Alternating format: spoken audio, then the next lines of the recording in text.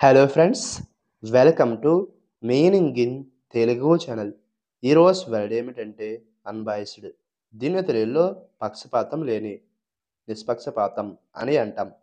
ఈ వర్డ్ని ఏ విధమైన పక్షపాతం లేకుండా తీర్పు ఇచ్చే లక్షణం అని అంటాం.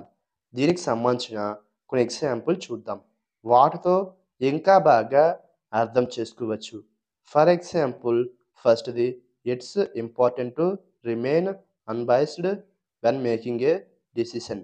అంటే తెలుగులో నిర్ణయం తీసుకుంటున్నప్పుడు పక్షపాతం లేకుండా ఉండడం ముఖ్యం.